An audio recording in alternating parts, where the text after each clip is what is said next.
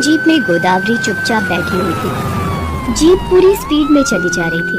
थोड़ी देर बाद पुलिस की जीप एक बड़े से जेल में प्रवेश कर गई। गोदावरी को जीप से उतारा गया और फिर कुछ महिला सिपाही उसे पकड़कर एक स्थान पर ले जाने लगे। वहाँ की सारी तैयारी हो गई ना? जी सर, सारी तैयारी हो गई है। 7:30 का समय मिला है, इस बात का ध्यान रखना। गोदावरी को फांसी के तख्ते पर ले जाया जाता है। वहाँ पर एक बड़ी बड़ी मूंछों वाला जल्लाद खड़ा था जो दिखने में काफी भयानक लग रहा था। गोदावरी को फांसी के तख्ते के पास ले जाकर उससे उसकी अंतिम इच्छा पूछी गई। कोई अंतिम इच्छा है तो बता दो, नहीं तो फिर वो इच्छा अधूरी ही रह जाएगी, क्योंकि कुछ मिनटों के बाद तुम फांसी के तख्त पर झूल जाओगी। गोदावरी अब भी चुपचाप और खामोश सी खड़ी थी और अपने पुराने दिनों को याद कर रही थी। गोदावरी एक नंबर की कंजूस औरत थी। रुपए पैसे तो क्या, वो घर का भंगार तक किसी को नहीं देती थी। पुरानी टूटी फूटी चीजों से उसका पूरा घर भर गया था। वो घर कम कबाड़ खाना ज्यादा लगता था। एक दिन उसके बेटे शशि ने जब माँ से कबाड़ बेचने की बात कही तो, दिमाग खराब हो गया है तेरा? क्या दिक्कत है तुम्हें इन कबाड़ से? ये क्या तुझसे खाने के लिए मांगते हैं या तेरे से रहने का किराया मांगते हैं? नहीं माँ, ऐसा तो कुछ नहीं है, लेकिन इस तरह कबाड़ कौन रखता है, वो भी घर में? मैं रखती हूँ। क्या करेगा तू? बोल क्या करेगा? मुझे घर से बाहर निकाल देगा? कान खोलकर सुन ले, ये घर अभी भी मेरे नाम पर है, इसलिए यहाँ मेरी मर्जी चलेगी, समझा? और मैं जानती हूँ कि तुम्हें अचानक से इस कबाड़ का ख्याल कैसे आ गया। जरूर सुगंधा ने तेरे कान भरे होंगे। 6 महीने आए हुए नहीं हुए हैं उसे और घर के मामलों में टांग अड़ाने लगी है। रुको, मैं बताती हूँ उसे। गुस्से में गोदावरी ने अपनी बहू सुगंधा को बुलाया और उसे भला बुरा कहने लगी। क्या समझती है तू? हाँ, क्या समझती है? ये मेरा घर है, मेरा, जो चाहे मैं वो करूंगी। अगर तुझे खुजली मची है तो निकल जा मेरे घर से। पर माँ जी, मैंने तो किसी को कुछ नहीं कहा है। देख, ये सीधेपन का नाटक किसी और को दिखाना, तू मेरे सामने तो ये सब नहीं चलेगा, समझी? गोदावरी को अपनी बहू से बहुत चिढ़ रहती थी। वो उसे बिल्कुल भी पसंद नहीं करती थी और इसकी शुरुआत शादी के 1 सप्ताह के बाद ही हो गई थी। उस दिन दोपहर का समय था। गोदावरी टीवी देख रही थी। सुगंधा किचन में रोटी बना रही थी। तभी उसे गाय के रंभाने की आवाज आई। उसने खिड़की से झांक कर देखा तो उसे अपने दरवाजे पर गाय दिखाई दी। अरे, गौ माता आई है दरवाजे पर, लगता है इन्हें भूख लगी है। सुगंधा ने कुछ रोटियां ली और गौ माता को देने के लिए बाहर निकल गई। वो गाय को रोटी देने ही वाली थी कि गोदावरी पीछे से चीखती हुई आई। बहू, ये क्या कर रही हो? माँ जी, ये देखिए ना, गौ माता बहुत देर से दरवाजे पर खड़ी रंभा रही हैं। इन्हें जरूर भूख लगी होगी, इसलिए मैं इन्हें ये रोटी देने आ गई। किससे पूछकर रोटी देने आ गई? रोटी क्या मुफ्त की आती है? माँ जी, गौ माता को खिलाना तो पुण्य का काम होता है। ठीक है, तू पुण्य कमा, तू अपने हिस्से की रोटी इसे दे दे और इसे चलता कर। आज तुझे भी 1 रोटी खाने को नहीं मिलेगी। मजाक बना रखा है तुमने। गाय को दे दो, कुत्ते को दे दो, इसको दे दो, उसको दे दो, ऐसे में तो तू पूरा घर ही लुटा देगी। सुगंधा ने पहली बार अपनी सास का ऐसा रूप देखा। वो अंदर तक सिहर गई। फिर तो हर दिन उसे किसी न किसी चीज के लिए टोका जाता। अरे, क्या कर रही है तू? कितना नमक डाल रही है? माँ जी, सब्जी के अनुसार डाल रही हूँ। तू मुझे मत सिखा। इस हिसाब से चीजें खर्च करेगी तो महीने का राशन 2 बार लाना पड़ेगा। कौन देगा उसके पैसे? तेरा बाप? हाँ, बोल, अपने बाप को बोल, देगा वो पैसे।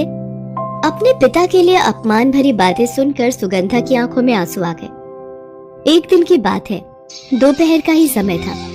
सुगंधा की तबीयत थोड़ी ठीक नहीं लग रही थी तो उसे झपकी आ गई। उस दिन उसकी गलती से किचन का दरवाजा खुला रह गया था, जिसके कारण एक बिल्ली किचन में घुस गई और वो दूध पी गई। अचानक सुगंधा की नींद खुल गई और उसे दूध की याद आ गई और वो भागी भागी किचन में पहुंची, लेकिन वहां पहले से ही गोदावरी मौजूद थी। अरे, तेरा दिमाग खराब है क्या? क्यों मेरा घर लुटाने पर लगी है? जरा सा ध्यान नहीं रख सकती तू चीजों का? माँ जी, थोड़ी तबीयत ठीक नहीं लग रही थी तो आंख लग गई। आंख लग गई, ठीक है। तेरे चलते दूध का जो नुकसान हुआ है वो भरेगा कौन? तू ही ना। आज से तेरा दूध बंद, 1 बूंद भी दूध तुझे नहीं मिलेगा। कभी दूध बंद तो कभी रोटी तो कभी कुछ और। एक समय तो ऐसा आ गया कि सुगंधा को खाना मिलना तक बंद हो गया। धीरे धीरे उसका शरीर गिरने लगा, वो कमजोर होने लगी। एक दिन वो चक्कर खाकर किचन में ही गिर गई। उस समय वो बेचारी चावल का मांड निकाल रही थी। चक्कर आने के कारण पूरा गरम मांड उसके ऊपर गिर गया और वो बुरी तरह जल गई। आह माँ जी! सुगंधा की चीख की आवाज सुनकर गोदावरी रसोई में गई और वहां देखा कि सुगंधा बेहोश पड़ी है।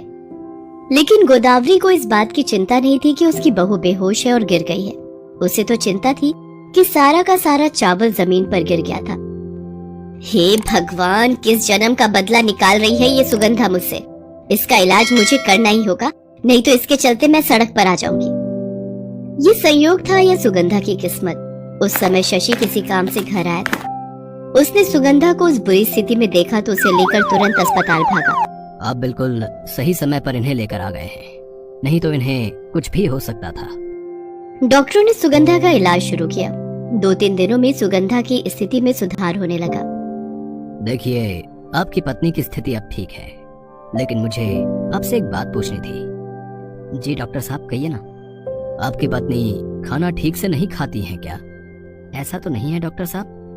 देखिए, हमने उनकी जांच की है, वो अंडरवेट हैं और हमें जांच से ये भी पता लगा है कि कई दिन भूखे रहती हैं। देखिए, आपको उनके खाने और दवा दोनों पर बहुत ध्यान देना होगा, क्योंकि उनका घाव अभी भरा नहीं है, जलन के निशान बहुत बड़े हैं। इसलिए दवाई और खाना बिल्कुल समय पर उन्हें देना होगा, नहीं तो उनकी तबीयत फिर से बिगड़ सकती है और घाव नहीं भरने से बहुत बड़ा इन्फेक्शन हो सकता है और उस इन्फेक्शन से इनकी जान भी जा सकती है। शशि सुगंधा को लेकर घर आ गया और माँ को सारी बातें बताई।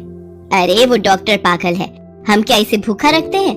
वैसे कितने का बिल बनाया उस डॉक्टर ने? ये डॉक्टर सब आजकल के लुटेरे होते हैं, लुटेरे। माँ, सुगंधा का हमें ध्यान रखना होगा, इसकी दवा और खाना दोनों का। इसे अच्छी और पौष्टिक चीजें खिलानी होंगी। माँ, मैं तो सारा दिन ऑफिस में रहता हूँ, आपको इस पर ध्यान देना होगा। अरे ये भी कोई बोलने वाली बात है? मैं हूँ ना, मैं रखूंगी हर चीज का ध्यान, तू फिक्र मत कर। गोदावरी ने शशि को तो कह दिया कि वो सुगंधा का ध्यान रखेगी, लेकिन मन ही मन, अच्छा खाना खिलाओ, दवा खिलाओ, यहाँ पैसे पेड़ पर लगते हैं क्या? गोदावरी ना तो सुगंधा को ठीक से खाना देती और ना ही दवा। सुगंधा की तबीयत एक बार फिर से खराब होने लगी और उसकी हालत बहुत गंभीर हो गई। उसे अस्पताल में फिर से भर्ती किया गया, लेकिन सुगंधा की जान नहीं बच सकी। डॉक्टरों ने पोस्टमार्टम रिपोर्ट में लिखा कि उसे ना तो ठीक से दवा मिली और ना ही खाना। वो भूखी ही मर गई। पुलिस ने जांच की और गोदावरी को दोषी पाया। तमाम सबूतों से ये साफ साफ साबित होता है कि गोदावरी एक बहुत ही निर्दयी और कंजूस औरत है, जिसने पैसे बचाने की खातिर अपनी बहू का ना तो ठीक से इलाज करवाया और ना ही उसे खाना दिया, जिस कारण वो मर गई। अदालत उसे अपनी बहू की मौत का दोषी मानती है और उसे सुगंधा की हत्या का गुनहगार मानते हुए फांसी की सजा सुनाती है।